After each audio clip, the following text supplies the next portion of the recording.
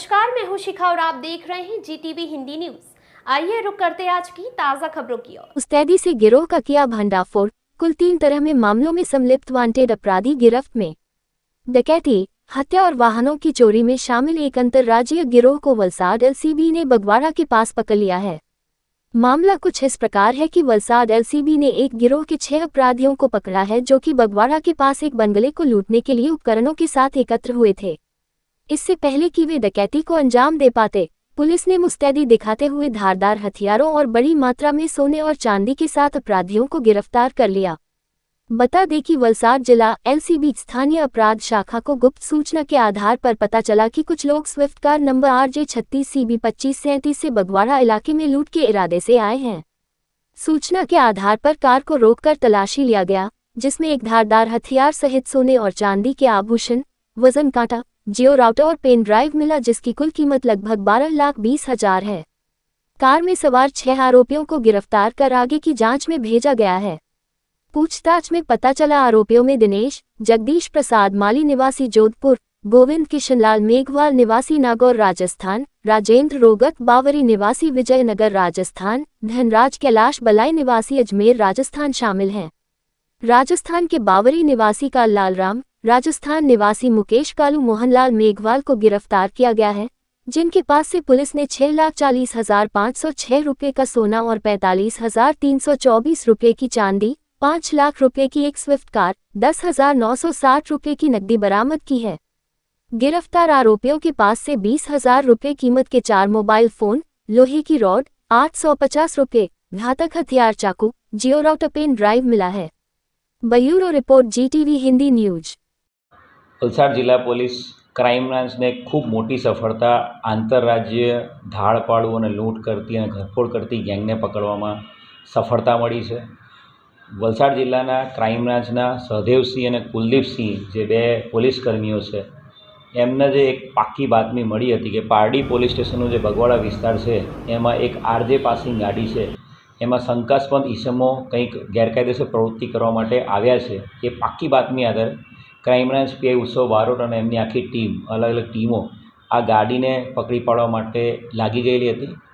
ગાડીને પકડી પાડવામાં સ્વિફ્ટ ગાડી જે છે RJ પાસિંગને પકડી પાડવામાં સફળતા મળી હતી અને ગાડીમાં જે 6 વ્યક્તિઓ હતા એમની અંગ જડતી કરતા અને ગાડીને પૂરેપૂરી તપાસ કરતા અંગ જડતીમાં પોતાના પેન્ટના ખિસ્સામાં સોય દોરાથી સીવેલા એવા 88 થી 89 ગ્રામ સોનું, 500 ગ્રામ ચાંદી એમની અંગજડતીમાંથી મળ્યા છે અને સાથે સાથે એમની પાસેથી રોકડા 11,000 રૂપિયા મળ્યા છે। ટોટલ 4 મોબાઈલ 20,000 રૂપિયાના મળ્યા છે અને આની સાથે સાથે ઘરફોડ કરવા માટે અને લોકોને મારી નાખવા માટે જે સાધનો ઉપયોગ કરી શકાય એવા છરી, સળિયા, પાઇપો, જે ઘરના નકુચા તોડવા માટેના જે સાધનો છે એ, સ્ક્રૂડ્રાઈવર, ટોર્ચ, બધી જ વસ્તુ રાત્રિ દરમિયાન ઘરફોડ કરવા માટે ઉપયોગમાં કરવામાં તમામ સાધનો એમની પાસેથી મળી આવ્યા છે।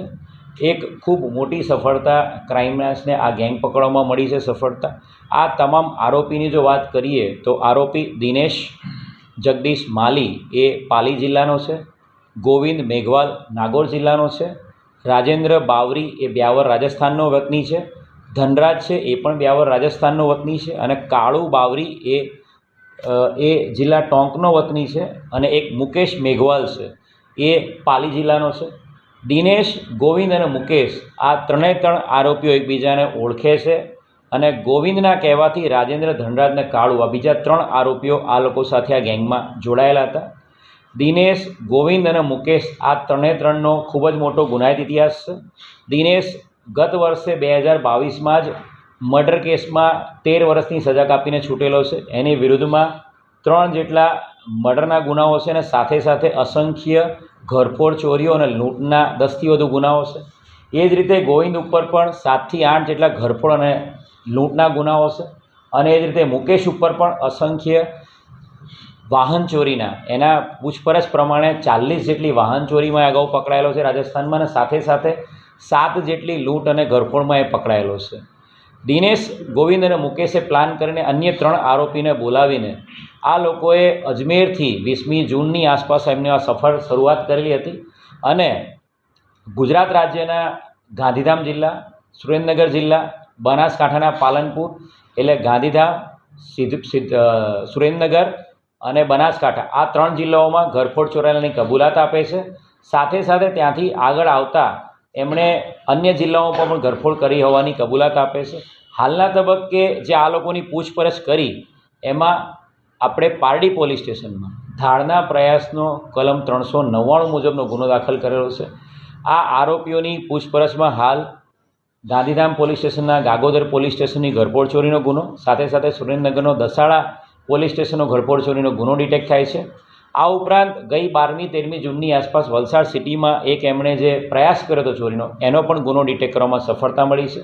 એમણે જે કબૂલાત આપી છે એ પ્રમાણે બનાસકાંઠા જિલ્લાના પાલનપુર રાધનપુર હાઈવે ઉપર ગ્રામ્ય વિસ્તારમાં ઘરફોડ ચોરી કરેલી છે અને આ લોકોએ અહીંયા આવતા પહેલાં 15 દિવસ પહેલાં કર્ણાટક રાજ્યના બેંગ્લોર શહેરમાં ઘરફોડ ચોરી કરેલી છે અને એ જ રીતે બેંગ્લોરથી પાછા આવતી વખતે રાજસ્થાન જતી વખતે એમણે મધ્યપ્રદેશના રતલામમાં પણ ઘરફોડ ચોરી કરેલી છે.